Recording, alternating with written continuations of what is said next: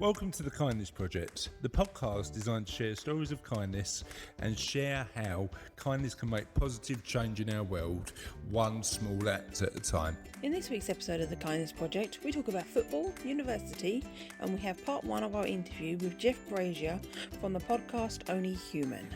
Welcome, my friends, to another episode of the Kindness Project. Yes. Nice, isn't it? I am joined by a girl who for some bizarre reason today has decided to wear a Christmas top, and a man who I'm lucky is wearing clothes. It's Charlotte Dames and the legend, the man that is Russ Dames. How are we, chaps? We're good. Please stop questioning my Christmas top because it's comfortable. Is it I think she's got a point there. It doesn't matter what time of year it is. If a top's comfortable, it's comfortable. Exactly. What's the most comfy top you own, Russ? I own a couple, but Kelly brought me on the other day a Swaffham Town football shirt. Right. Has Swaffham got its own football club? Yeah. Are you going to stop recording the podcast to go and put your football shirt on? Yeah. What? Sorry, I was. So Kelly does some stuff in town, Right. and she brought me home a football shirt. Nice. Right, go and put it on. I'm not going to put it on. Go and put the football shirt on for the recording of this podcast. We want to see it. What league is Swaffham Town Football Club in? Oh, they're lower. They're tier 7 or 8. Tier 7 or 8? Oh, poor Swap. They're poor. Kings Lynn are in the Northern, the Conference Northern. Okay, fair enough. I didn't realise we were going to have some. Esme's Swaffham Town shirt. It looks an interesting material. It's like a baseball shirt. Yeah, it's like it's very airy. What air? Go out. You know, like usually if you get like Premier League football shirts, they're like a rubbery consistency. Sorry, where is Russ getting these shirts? Like a silk consistency. Oh yeah, I know what you mean. Oh, that's like a cotton. Yeah, no, I understand. They don't play in those shirts. No, they play in the normal casual Swaffham top. Yeah, they play in the normal silky ones. Beggars can't be choosers. It was free. Yeah, no, fair enough. Number 2 questions. Number 1, clearly Swaffham have got a sportswear collection. How much of there is a market for Swaffham? They've got more merch than we have. They've got more merch than we have at the Kindness Project. Yeah. How dare they? And number 2, you mentioned rubber shirts, Russ. When was the last time you tried one of them on? Russ? Russ, when was the last time you had your rubber shirt on, Russ? That was Russ? That was the last time I turned up naked on Zoom. I went away and put my rubber shirt on. It must have taken you a while to come back then, Russ, because I hear those things are hard to get on. I didn't return. I was too embarrassed. You know your rubber shirt. Is it difficult to put on? Because I'd imagine it's quite a squeeze. I don't know. I'm sure you wore a wetsuit. I've never worn one, but I've never. I mean, but a wetsuit is basically a rubber suit. No, I know what wetsuit is, Russ. But there's me other Swaffham Town merch. Christ on a bike! You're just showing me the stuff you got for free. Yeah. Oh, you got a scarf. This is podcast gold. Russ just showing me shirts. Oh yeah. Just out of interest, why are you getting all this free merch? So Kelly does a bit in the cab. Yeah. They was giving it because they're one of the sponsors. Fair enough. So they're like. Russ, have they got any mugs? They've got any mugs, Russ? I'll see if I can get you one. Yeah, nab me a mug, please, Russ. Yeah, I'll see if I can get you one. You're going to take only mugs with just sponsored by somebody on. Yeah. Yeah. Sorry, are you saying has the Cavs got any mugs? Because I hope the Cavs got mugs. Because what do they put their tea in? Oh no, there's a mix and match. They've Yeah. not got But sponsorship ones. what Charlotte would like, the more niche the better, right? Is just a Swaffham Town football mug. I'll see if I can get her a Swaffham Town mug. Perfect. Thank you. Perfect. And let's Did you receive post this week? yeah, I receive posts every week. Why'd you ask? I don't. I sent your clicker back. Did you really? So let me explain. Steal my clicker, and you've been saying to me for weeks, oh, it was on the dining room table, Chris. Did you pinch my clicker, Russ? Let me, You little clicker pincher. let me Rubber-clad clicker pincher. That sounds like a Victorian insult. You're a rubber-clad clicker pinching, That's what I'm gonna. wearing. That's exactly what the title of this podcast is gonna be. What's the title of this podcast? Okay. Rubber-clad Episode 227. Rubber-clad clicker pincher. You know what? That is such a good name for like a mass criminal of some description. We're That should be the next Bond villain. the rubber-clad clicker pincher of Norfolk. Where is he? Oh, he's there. And he's pinching clickers. So I haven't received post, Russ. Have you posted it back to me? I posted it next day. You should have had it. I Oh, haven't. oh, damn. Well, I posted it to the office. So I might be in the office then. You rubber-clad clicker pincher, yeah. Anyway. I have to change that I as didn't steal last it. contact on my phone. I'm going to change it. I'm going to change your name from. Just for the record, I didn't steal it intentionally. Did you steal it unintentionally, Russ? But I must have, because I found it in my computer bag. Did you really? Now you swore blind was blind. I did. That I had it on my table. I did. You had to vote. Oh, You Russ. swore that you never turn up to the Zoom meeting without your top on again, and you never wear rubber, and you never steal clothes, and suddenly you turn up in your Swaffham FC, head to toe in Swaffham FC merch, Rubber-clad, rubber-clad, clicker pinching. I think you're jealous because Swaffham FC has more merch than you. I am jealous. You know what we need? You know what we need to That's do? why Because you're blaming it all on Russ. I am blaming it on Russ. Taking it all out on your brother. It's called I know, displacement, I know, Dad. but It's that's a what big brothers are issue. for, right? What a mean thing to do. I'm being kind to Russ. He loves Are you really being kind? He loves a little bit of gentle ribbing, didn't you, Russ? Particularly I when you got a jumper on. Russ, let me ask you a question. Yeah, go on. We could get a bit of merch with the Kindness Project logo on. So Charlotte wants a mug to take off to uni. Yeah. She wants it to have a Kindness Project logo on the side. Yeah. At the bottom of the mug, and regular listeners will know what this is all about. Yes. At the bottom of the mug, she just wants "'tis the end," don't you? Yeah. So when she finishes a cup of tea, she looks at the bottom of the mug and it says "'tis the end." Do you reckon we can get that arranged, Russ? I'll get that arranged for her. I mean, this is how much of a legend you are.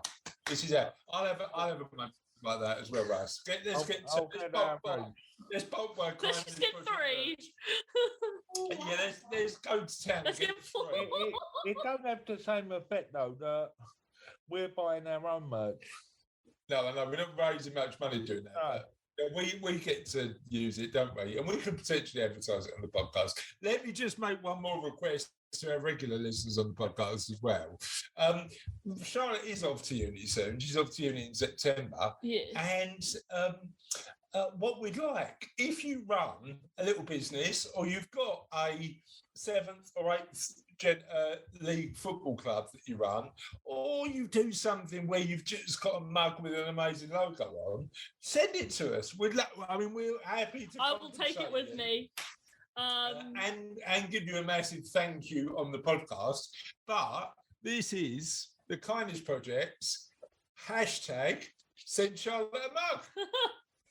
And then I was considering like me and Mum have like joked about it, but doing Charlotte's mug of the week for all my mugs.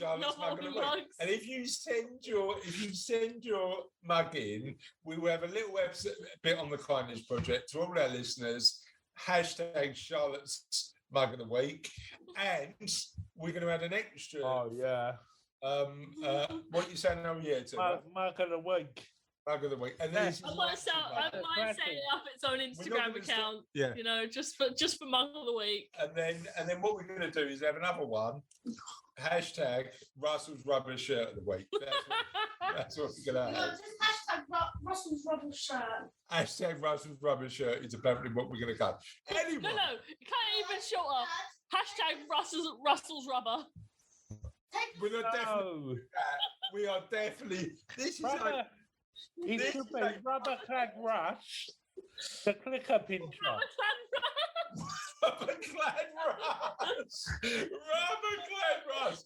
Right. If anyone is listening for the first time, we are a podcast about kindness. Mm-hmm. Hashtag rubber Russ, rubber clad Russ. Might not give that message, but we like a gentle ribbon, don't we, at the start of every show. Yeah. But what we also do on every show, ladies and gents, is ask a question.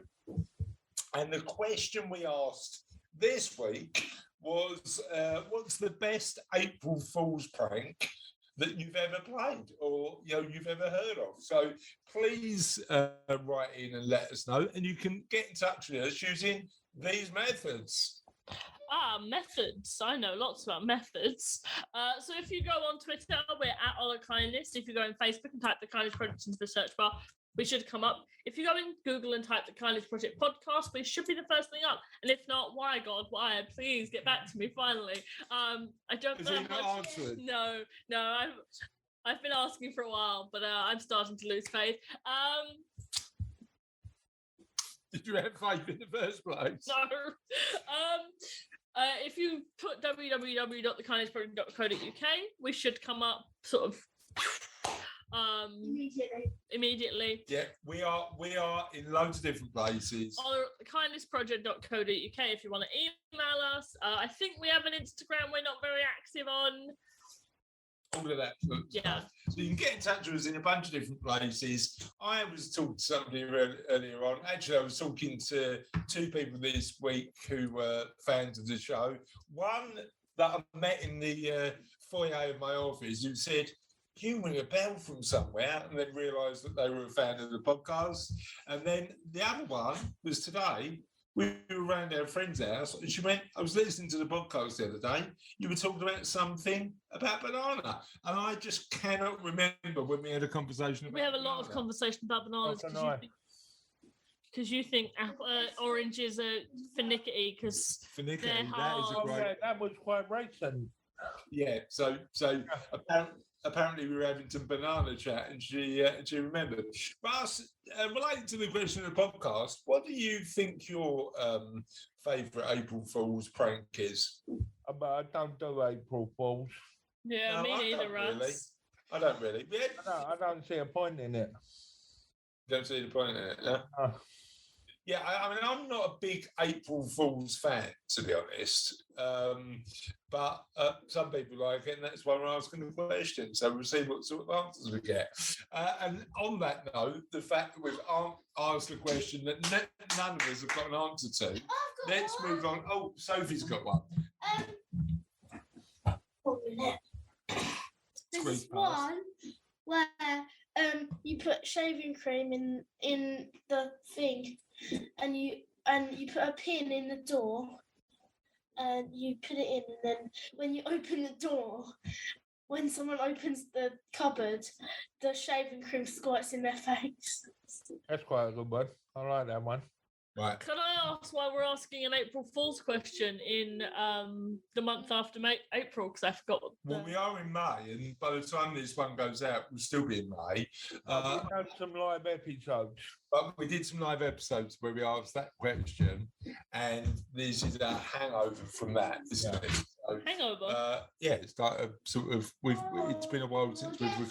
And on that note, the fact that none of us like April Fool's jokes, but we've included it as a question and late, we're going to move on to. Oh, kindness news.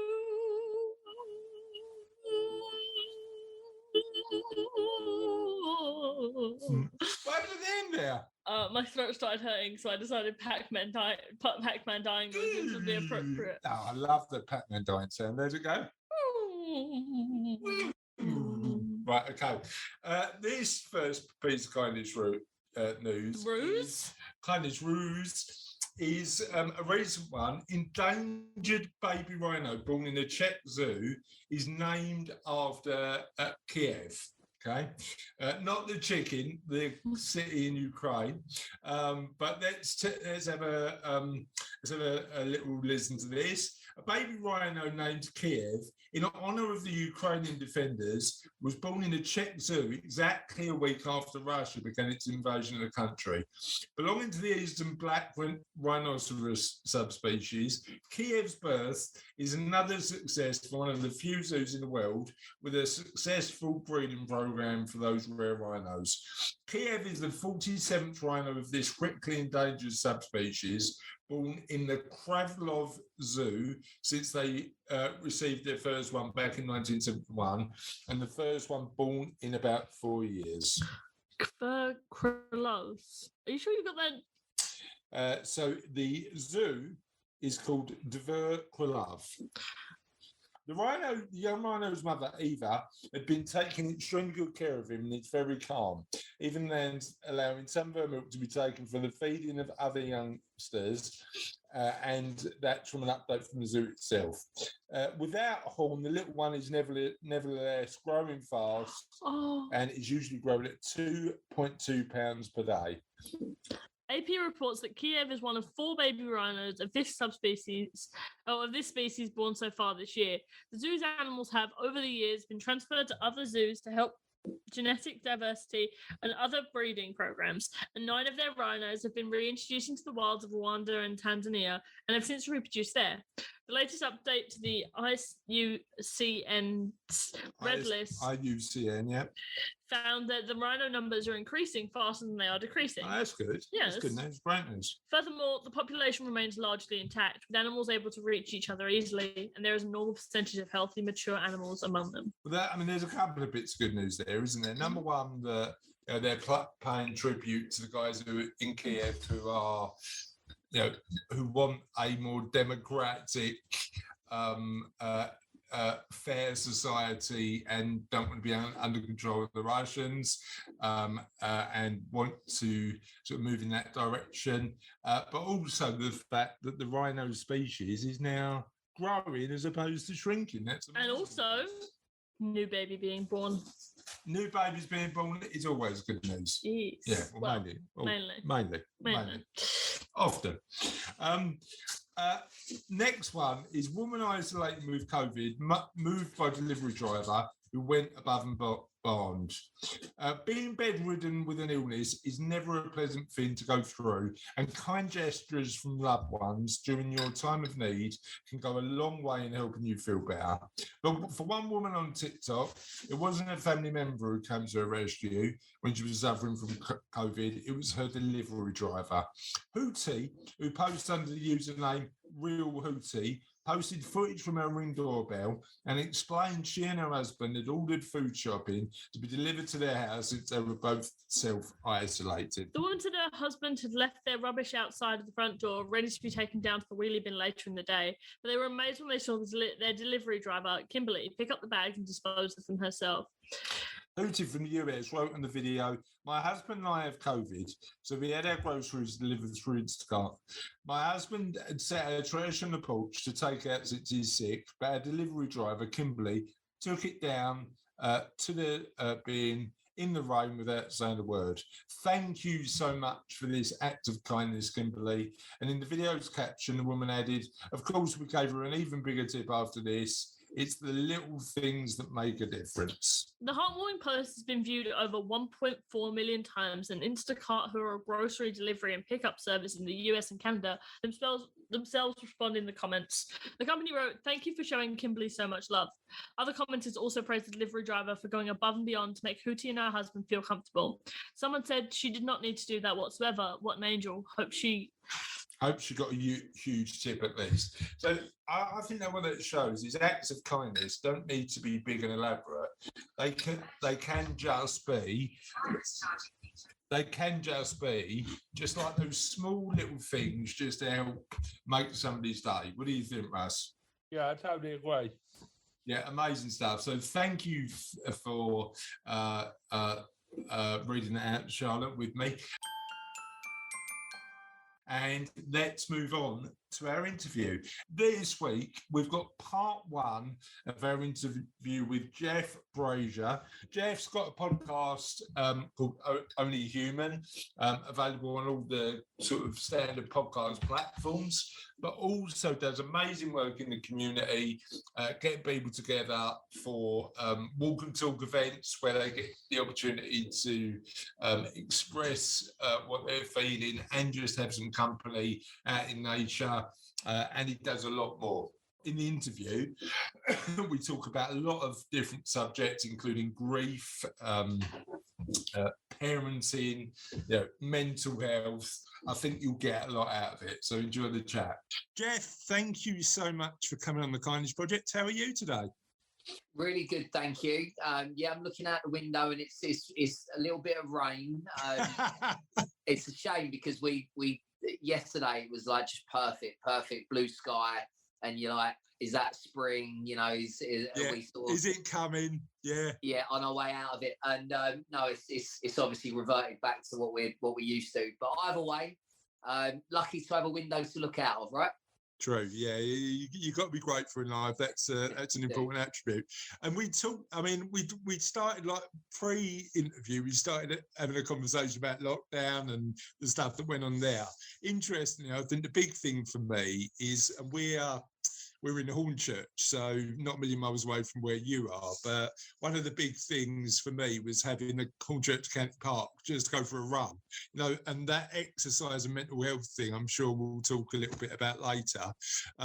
Funny enough, before you came on, Jeff, Russ was telling me, Russ is in Norfolk, and he was telling me that apparently it's fabulous weather in Norfolk, Russ, right? Yeah, it's lovely weather down here. Up. Oh, up here. Yeah.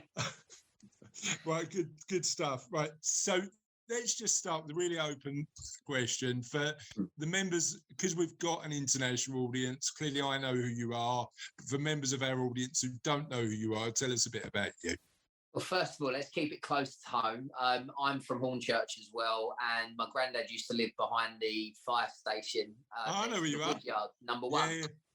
So I love Hornchurch, and that'll mean nothing to our listeners in Guatemala.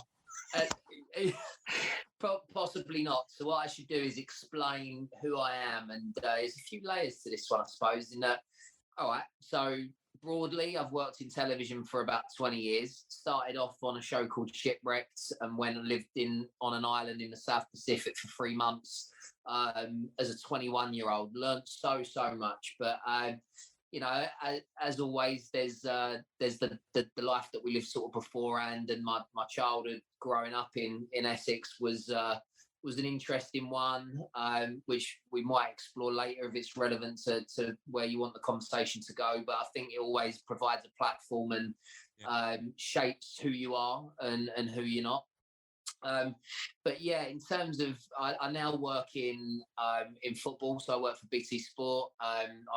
Like last night, I was at a Europa Conference game, and Saturday I'll be at a National League game. It's really varied, and I really enjoy it because I was a professional footballer when I was younger. I've got my UEFA B license as a coach, and I loved the game. So it made sense for me when my children were of an age where they were too cool to hang around with me of a weekend. It meant that I then had permission, I suppose, to go and do something that I really wanted to do. 7 or 8 years ago, I became a talking therapist. So I trained as a life coach, and it took me about 9 months to qualify for that. And then I did my NLP prac as well, which is a great sort of toolkit for mental health generally, and to be able to help people in lots of different and interesting ways. So I love my coaching. I find human behaviour fascinating. I always have done, to be honest. Same.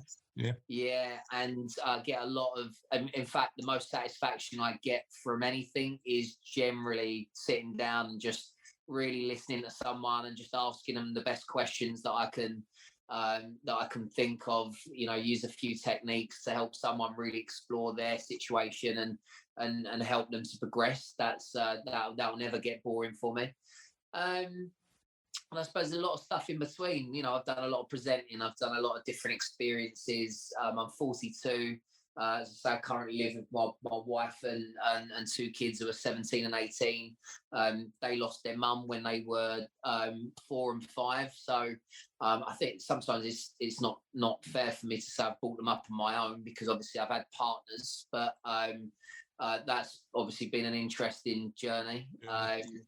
You learn a lot from that, and I think this is a really interesting period because they're teenagers at a time when the world's slightly different to how I remember it when I was their age. So you navigate those challenges as well.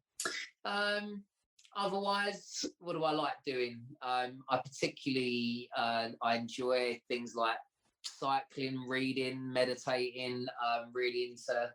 I've got a veg garden for the first time last year, and 80% of it came from. I really enjoyed that process. And amazing. Yeah.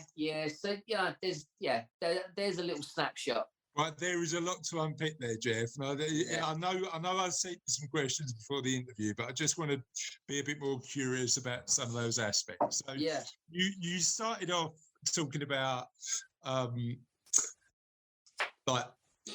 experiences in childhood, sort of evolve and, help us understand a little bit about who we are now. Tell me a story about when you were a kid. I think we've got to start where it all started, and that is that my mum was 15 when she had me. And it didn't necessarily go to plan for her. She was obviously young, underprepared, and under-supported as well. So it meant that I was taken into foster care. So my first and earliest memories are from that period. As much as I was very young, I still, strangely have memories today. So that's really interesting how we can store certain things. I don't remember it being a bad experience. Obviously, you're not with your mum, and that's where you should be. So that will always, I think, bring about certain differences, nuances to your character that you maybe don't learn about until you're in your 30s. So I've been going to see a Jungian therapist for the last 5 years to do a process called reparenting, which is I realised at a point that there was always a little Jeff that was kind of with me in a lot of the decisions that I've made in the past, and certainly in relationships, and when relationships have got difficult, or with commitment, which sounds really obvious, doesn't it? If you're used to the main woman in your life not being there, and that was your first experience, then when it comes to like committing to someone where you're giving them the platform to potentially do the same, it wasn't a conscious choice, but I recognised that it was sort of a pattern and playing out. But then you need to do the work to recognise that, don't you? You need to go through that process. Yeah, it takes an element of maturity, I think, to get to a point where you don't want to be the catalyst for anything that's actually working against you and not for you. Look, after 5 years of doing the work, I understand it far better. It doesn't impact me anywhere near as much as it does, to the point where the fact that I've been married 3 years and with Kate for 8 years obviously means that something has gone well. The other interesting one was that there was a crash on the Thames between two boats, the Bow Bell and the Marchioness, wasn't it?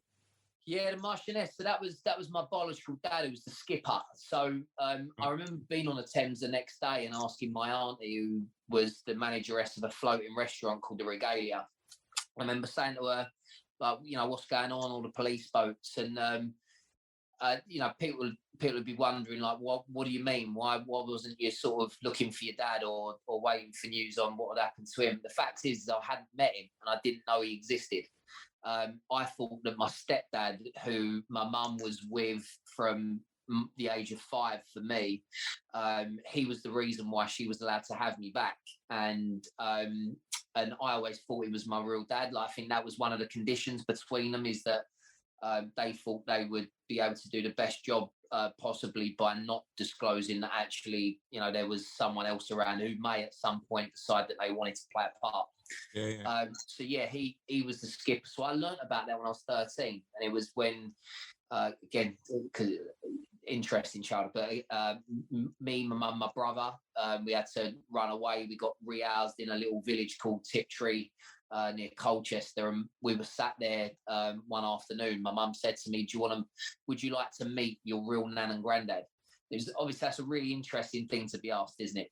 My real nan and granddad. But instantly, and again, it's like showing how subconsciously you always know everything relating to your life. However, it's whether consciously you've kind of got it there accessible at the surface. But I had like a little flashback of my stepdad sitting on the edge of the bath. He just, I think, sort of broke his way into a flat we'd been evicted from or something, and he was sat there with his hand bleeding. I remember saying, "Rob, like, your hand's bleeding," and obviously you wouldn't call your dad Rob. You would have called him Dad. So straight away I was like, "Oh, right, I get it. Why not my real dad?" And she told me about the accident, and that's again, really interesting situation to find yourself in, because you kind of I think probably torn between a few different ways of feeling, but my natural go-to was always a positive one. It was always and I'm something I'm proud of, and I'm proud that I got the resilience to be able to, I guess, see that was the best way for me to compute what had just been sort of handed to me. And it's not easy, is it? That process is a difficult one. So challenges then, like a lot of challenges sort of when you were younger. Yeah.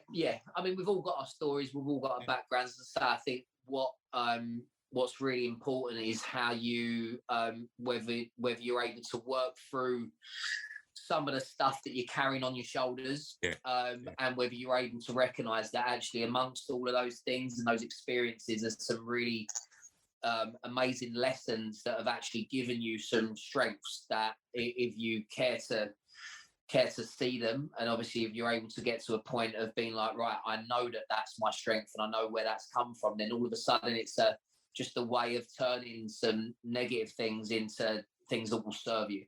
And I'd imagine the NLP training's help with that, right?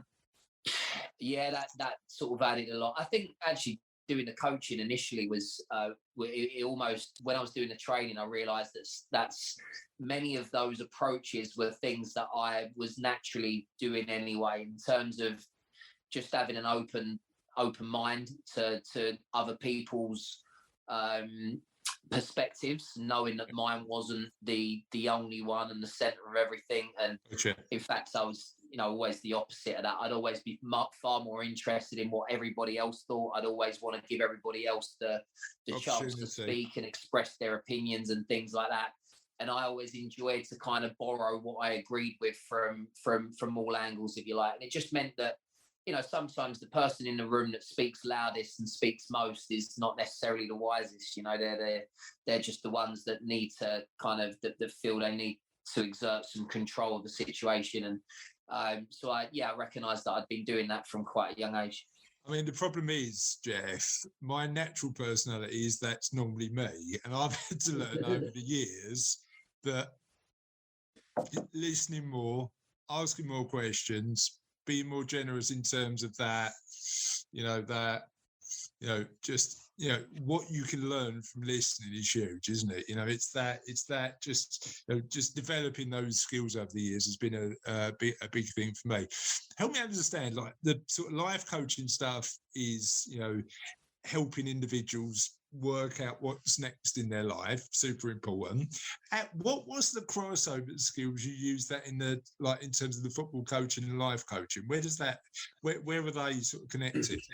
Yeah, no, that's a massive point you're making, really, because as again, another thing I realised 7 or 8 years ago when I first started doing the course is that football absolutely needed to adopt that kind of approach instead of screaming and shouting at players, you know, and trying to elicit reactions through emotion. That actually, if we just create an environment where you're asking great questions and when you're actually empowering the individual to take ownership of their game and their development, then all of a sudden, I think the curve at which a player can improve would be far steeper than if you're doing the same sort of stuff and just trying to make them scared of doing the wrong thing, as opposed to having conversations instead around, of having a big stick. You've got a tool bag that's full of this stuff, right? Yeah. And it was really good to know actually that when I started asking a few of my friends who worked in the game, that actually that was something the FA were starting to incorporate, and actually all of their new sort of BA pro licenses were actually coming from a position of educator more so than sort of, you know, I'm an ex-pro who knows what he's talking about, so you better listen to me and do what I say. Gotcha. So yeah, to come in from a place of education, actually some of the best football coaches are people that have come through the education system as maybe PE teachers or because again they've got that approach kind of ingrained in how they generally approach all things in life, and not just like something they switch on when they turn up at the training ground. Yeah, really interesting. I'm not going to pretend I'm a particularly. I like to run, but I'm not going to pretend I'm particularly quick. So I don't know anything about pro sports. But one of my favourite books is a book by a guy called Dr. Steve Peters called The Chimp Paradox. Yeah. And it talks about how he trained the British cycling team in 2012 about understanding how their mind works and helping them. Amazing guy, really, really interesting book in terms of that. So we talked about that. Let's talk about kids in a pandemic, because you know, as I said earlier on, I've got two. My daughter's 18, and weirdly, she went. I don't know about because your son's the older one, isn't he? Or they two? Have you got two sons? Two boys. Two boys. So Charlotte went through a GCSEs during that first part of the pandemic, and did really well academically, but they cancelled every exam. And for her, it was quite a challenging time, because it was like, you know, that. Number one, she put a lot of work in for the 2 years, and then suddenly the game changes, and you know, emotionally coping with that is interesting. But also number two, you know, being in a situation where everything you've known for that period of time it just changes immediately. So how was your boys? Were they all right? They were. I'd say that they were fine. You know, we live in the countryside. They're lucky in the respects that. They're sort of not in a one-bedroom flat shared with 4 or 5 other siblings, you know, so we'll always sort of count our blessings. But I always worry that the fallout from the last 2 years is really yet to be understood fully. So I keep them very, very close in that you never get to the same. So my eldest is very, very mature for his years, and he's into meditation, and he's been through all of my self-development books, and he's, you know, starting to teach me a thing or two now. He sort of sees himself as, he doesn't really, but funny enough, I heard him on your podcast, and it was really funny when he sounded like the coach. Listen, sometimes I do workshops, and Bob will speak in front of the room, and everyone was I think people are always fascinated by what young people think about things anyway, and it's really important that they share their sort of their outlook. But I remember him just making such sense of something that I was like, you're absolutely right, and everyone just sort of nodded away, and it's almost like we could have just sort of ended the session there. But don't get me wrong, you know, a lot of the time, for what he's gained in what he's educating himself on, he obviously doesn't quite have the life experience. So it's just putting all that theory into real life situations so that he can continue to grow. My youngest is a different kettle of fish, and you're talking about education, and he's not massively academic, so my expectations weren't misplaced in terms of trying to squeeze the proverbial square peg through the round hole. I know that he'll be a success, but it will be on account of his ability to show empathy, his emotional intelligence, his character. So I didn't need him to necessarily get anything other than what he got out of his GCSEs. But this is the interesting thing, Jeff. In a world where information is at your fingertips, what is the valuable asset? And potentially you could argue, and I'd argue, and again, financial planning is full of technical sort of aspects, and I've taken loads of exams and all that sort of business. But the reality is the commodity that's most valuable is the ability to connect with somebody, I think. Because everything else you can get at the touch of a button. That human connection, I don't think, I think you just need to develop that skill over time. And I'm not saying I'm perfect here, but I think, interestingly, the sort of your empathetic boy might be really well placed because of that. I don't know. Well, he's a doer. He's a gatherer of people. He is an empath, and I, it's lovely what you just said, because it just, again, I've never worried about Fred, whereas lots of parents of kids that went to school with him would probably be like, wow, you got a job on your hands there. But I see his talents for what they are. Don't get me wrong, there's still a lot of challenges because they're just without outing him for a few things that he goes through. I tell you what, he's a hard worker though. He's got 2 jobs. I think he's just found a third. And as I say, I know he'll always be all right. But 2 completely different lads, and but they're doing well. They're in one piece. Good. So that was part 1 of the interview with Jeff. What did you think so far? I thought it was good. Yeah, we're going to have more from Jeff next week. But on that note, tis the end of another podcast, but the end is never true at the end, because the end is always the beginning of something entirely new. And that is last week's question of the podcast. Sorry, did I pinch a bit? Yeah, no, just keep going. So. Last week's question of the podcast this week. And last week's question of the podcast was, what are your favourite things to watch on YouTube? Now, we've all got YouTube rabbit holes we go down. What's yours again, Marsh? Remind us. I like Football Manager videos. Yeah. So they do a good series on rebuilds. Yeah. I watch a lot of coding tutorials on YouTube. Yeah. What else? I've got a YouTube Premium, so I get the music free with that. Music, man. So I listen to some of the older music on there. Yeah. What do you mean older music? What do you listen to? Stuff from the 1970s and stuff. Anything from 60s right up to sort of 90s, 2000 sort of thing. Fair enough. That is old music now, isn't it? Because that even the 2000 music is 20 years old. At the moment, I'm writing to me Lucas Graham. Lucas Graham, I like that. Is that the guy who did 7 years? Yeah. What's the rest of his stuff? I haven't listened to it. He done another one called Mama Said. I don't think I've heard it. No, I'll have to. We'll give that a go after the podcast. And you thinking of doing your own YouTube channel, Russ? Hashtag rubber shirt, Russ. I do upload some of my Football Manager highlights onto my personal YouTube, and I've got 3 followers. Check that out. 3 followers. Maybe now it's not quite ready. It's not quite ready to monetize yet, but wait till you've got 5 followers, Russ, and you'll be all right. It's getting there. It's getting there. But maybe now you've mentioned it on the podcast, you'll get a few more followers. So, yeah. Did you want to share what the channel is, or do you want to keep it to yourself? No.